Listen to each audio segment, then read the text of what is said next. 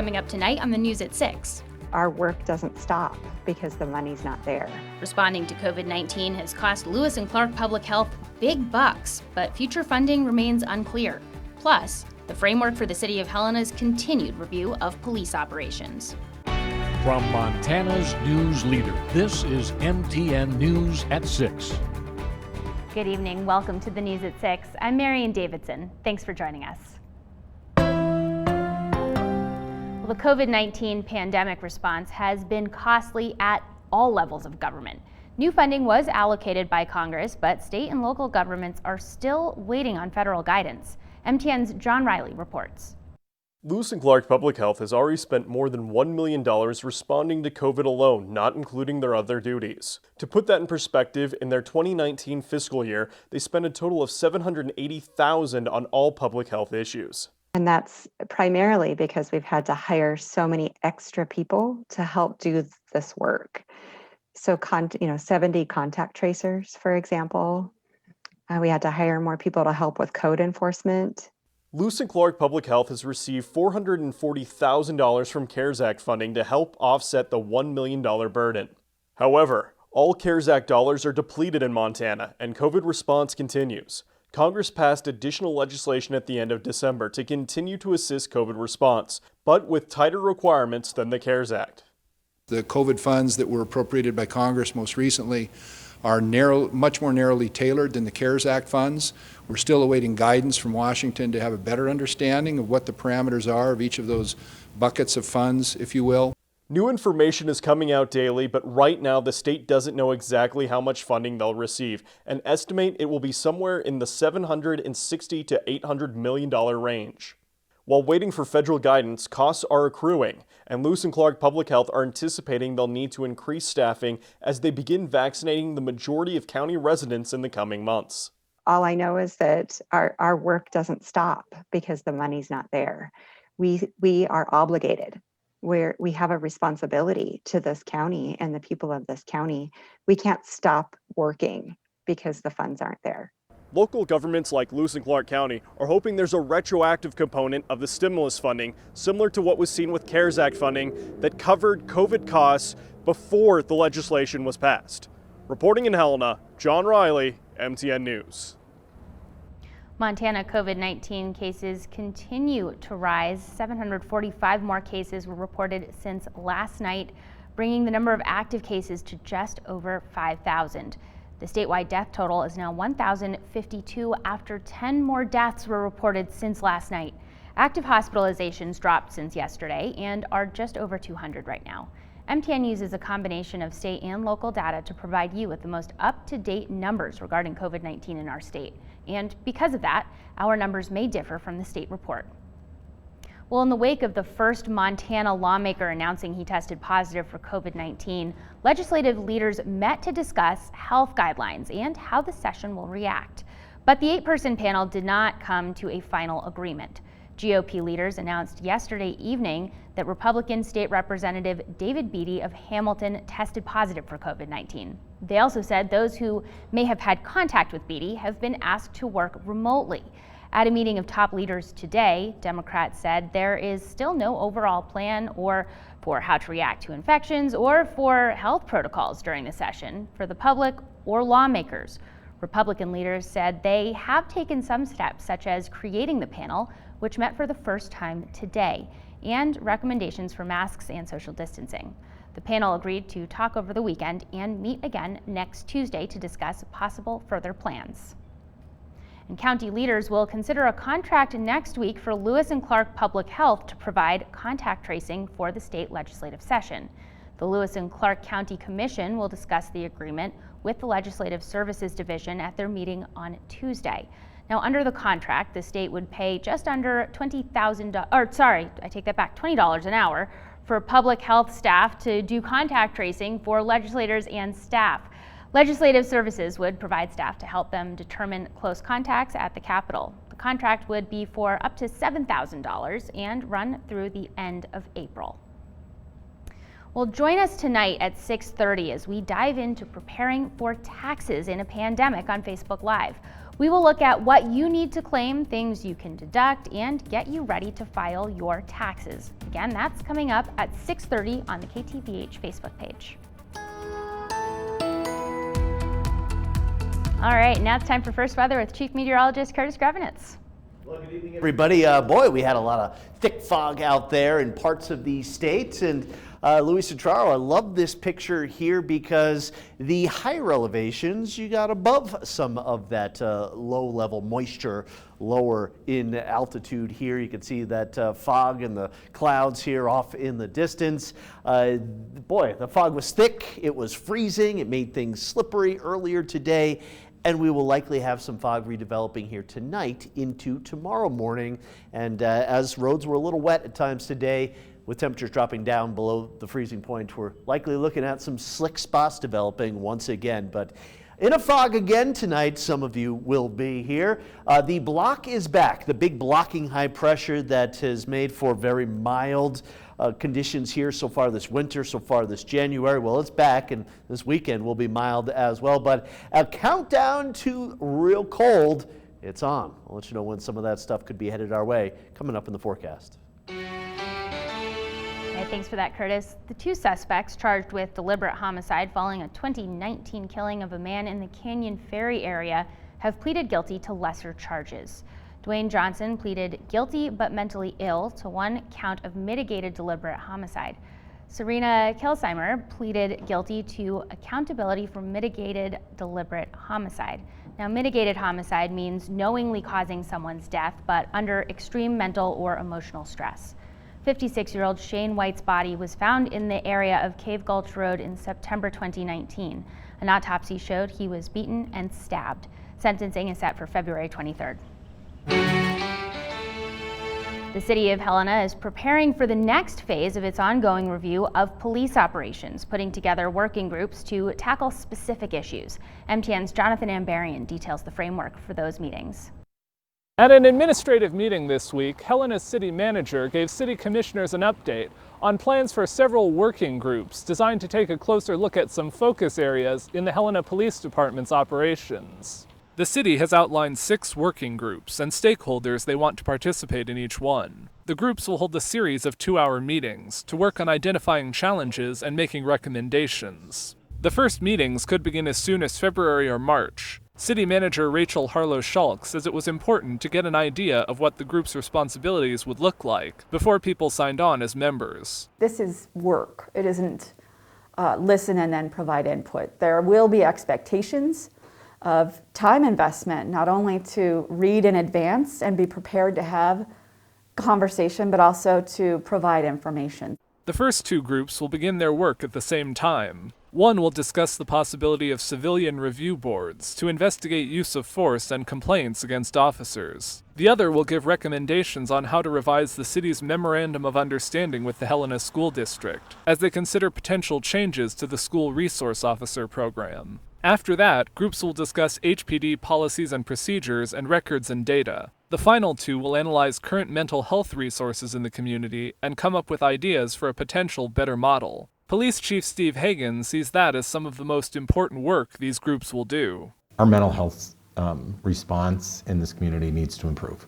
Last night we talked a little bit about 2 of the programs that are now up and running in Helena, and they are providing resources to the officers and where they can get people in mental health crises help right then, not trying to figure out how to get them help 6 months from now. Get them help now. Harlow-Schulk says the first groups should finish their work by May. In Helena, Jonathan Ambarian, MTN News. Still ahead on the news at 6, how one school in Helena is helping people immigrating to the United States with the language barrier and more. From Montana's news leader, you're watching MTN News at 6. Welcome back to the news at 6. People immigrating to the United States often find themselves in need of help with language barriers. MTN's Alexia Guayo visited one school in Helena that offers that service and even more. Take a look at the individuals here on the world map. They are all from different places, but they all share one similarity here in Montana. Now, all of these are what kind of adjective? Equated. That similarity is in this classroom. and the individuals Photographer 6 years ago in Vietnam. are adult English language learners. One of my goals when I came to Helena was learn English. Even though I had been here in the United States for close to 15 years at the time and went to school here, I still experienced gaps in my vocabulary. These students go through Susie. And why? Good job. She is the founder and head instructor for Shop University, a nonprofit that has helped over 100 students from 40 different countries, 20 different first languages, to learn English and adapt to life in Montana. Susie explains the organization came to be in 2013 after wanting to help English learners reach certain goals she couldn't do in previous teaching jobs. Usually by the time they find me, they're really motivated to learn. They need English for some really important purpose in their life. Sanita, a 48-year-old Brazil native, joined Shop University in 2015 with a goal of becoming a U.S. citizen. In May 2020, she accomplished that goal. So I passed, and she was the responsible for this victory in my life. And I am super glad with this because I can do everything in normal life.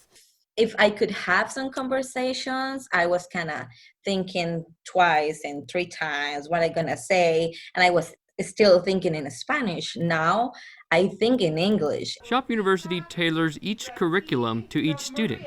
If they wish to earn their driver's license, for example, Susie will teach the vocabulary needed to meet each step of the process and beyond.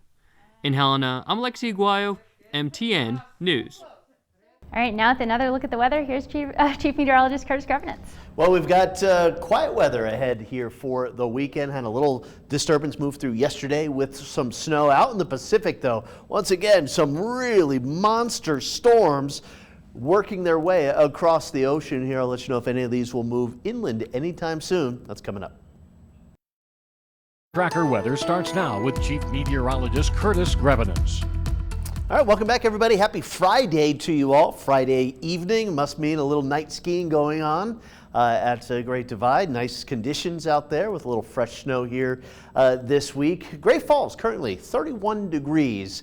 The wind very light out of the east at 6 miles per hour. That's always nice when the wind is light and the pressure pretty high, up at about 30.30 in Helena. Now down into the upper 20s here. Still a lot of low-level moisture out there, and some fog likely will reform out in the Helena Valley through the overnight hours. 20s and 30s here throughout most of the state. It will be a chilly night. Now, some numbers that I've been showing here last night and then also so far today. The relative humidity, 100%. The air is saturated in Glendive. We're not too far away from 100% of pretty much really the entire state. Still a lot of lingering low-level moisture, and as the temperatures cool, we're going to get closer to the dew point, and then the air can't hold any more moisture, and poof, you get the fog that will develop. The snow that we saw earlier yesterday, and then also a little bit this morning into southeastern Montana, moving out. There is another little disturbance moving through the Rockies,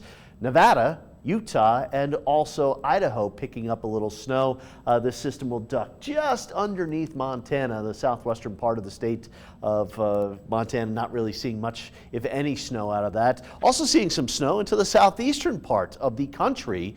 The Appalachians there, those mountains get up above about 6,000 feet, and they're getting some snow down there into North Carolina, Tennessee, also Georgia and South Carolina. So here's what you can expect for the weekend. There's that little disturbance working its way down to the south. The rest of the state, overnight tonight, some areas of fog, especially up on the High Line and in any valley locations, likely popping some dense fog out here as we go through the rest of the evening hours. But tomorrow, similar to today, some areas of fog and low clouds in the morning. More and more sunshine, though, as we go through late morning into the afternoon. Into Sunday, a little high cloud cover coming through here. Cirrus clouds, 25, 30,000 feet above the surface here, but that's about it. Otherwise, very quiet, a little cloudy here in the western part of the state on Monday, and look at all of that moisture here off towards the west. We'll likely have a front come through on Wednesday with limited moisture, rain and snow showers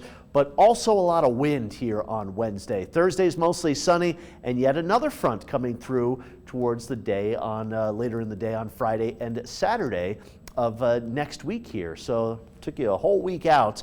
Not a lot of snow in at least the lower elevations here, so I hope you got your fill yesterday with that little system coming through. You can see in the mountains west of the Continental Divide, the Cascades again getting hit very hard. And there may be a little accumulation here on Wednesday across north central Montana as some rain showers go over to some snow, but no real big, heavy snow events with a lot of snow, at least for the next couple of weeks. Here's the forecast for tonight. Cold, teens and 20s.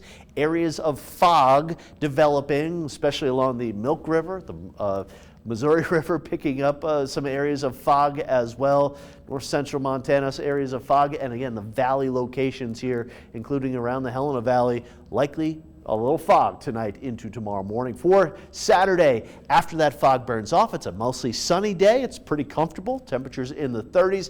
Not really windy. A little south wind off the Rocky Mountain front up to about 15-20 miles per hour, but a pretty nice weekend all around. So looking at temperatures into the 40s on Sunday. Stronger wind off the Rocky Mountain fronts around Great Falls and Cut Bank here on Sunday afternoon. Into the start of next week, looking at mostly cloudy, mild conditions, a little more sunshine the farther east you go. Here we go, up almost to 50 degrees for next Monday. And how about Tuesday? Look at all the locations up into the 50s. Wind increasing. It's the warm ahead of the storm that will come through on Wednesday. Here's the 7-day forecast for Helena. So pretty nice. Not a lot of wind this weekend. Watch out for some of that fog. And again, freezing fog, refreezing on the surfaces here tonight into tomorrow morning. Mild next week, 40s and 50s. And you're wondering, where is January? Well, I do believe January will be showing up after next weekend. So the latter half of the month will be turning a little more like January should be. All right, thanks for that, Curtis. Coming up, how Helena High's new girls basketball coach is feeling after his first matchup on the court. From Montana's news leader, you're watching MTN News at 6. Welcome back to the News at 6. Last night marked the first night of competition for new Helena High girls basketball coach Ben Dudek. MTN's Sam Hoyle caught up with Dudek to get his thoughts on his first night. Last night's loss to the Missoula Hellgate Knights was the first game for new Helena High girls basketball coach Ben Dudek, and while the result wasn't exactly what he wanted, there were still some positives to pull from the effort. It was 32-33 on the glass against a team that is much bigger than us in terms of height and physicality. So I thought we boxed out really well. I thought we attacked loose balls really well. In transition, our transition defense, I thought our rotations were where I'd want them right now in the season. But when looking at the situation, Dudek knows it's not only worth focusing on the positive, and as he and his squad move forward, they'll have to make some changes. I thought once we got in the front court, in transition, we were sped up a little bit. So we definitely are going to work on that in practice today because Butte's going to bring some pressure tomorrow. And a lot of teams in the West like to bring pressure. As the Helena High girls team prepares to take on Butte on Saturday, Dudek knows he'll have to make some adjustments as well. I've taken a lot of time in the past 24 hours or so, to self-reflect on that. One of the things is I haven't coached a high-level game in 6 years. So just the pace of that, personally for me is something that I have to continue to get back into. Dudek and the Helena High Bengals will look to make those adjustments and right the ship to an even 1-1 on the season when they head to Butte to take on the Bulldogs on Saturday. Reporting in Helena, Sam Hoyle, MTN Sports. All right, we'll wrap things up here on the News at 6 when we come back. From Montana's news leader, you're watching MTN News at 6. Welcome back to the News at 6. No, this is not Montana. This is actually a partially frozen lake in Switzerland, and this lake produces hypnotic singing sounds. A walk around the lake, or Lake Davos, is described as a mystical experience. The sounds produced by the changing temperatures, and apparently they captivate people within earshot. The surface of the small lake releases deep, loud sounds when the ice cracks, which seems like they come from outer space. The locals say the strange noises are a natural phenomenon, and they're also temporary, because as soon as that ice is covered with snow, the sounds of singing will be muffled. All right, and that does it for the news at 6. We'll be back here tonight at 10 with your latest local headlines and, of course, another look at that weather. Have a good night.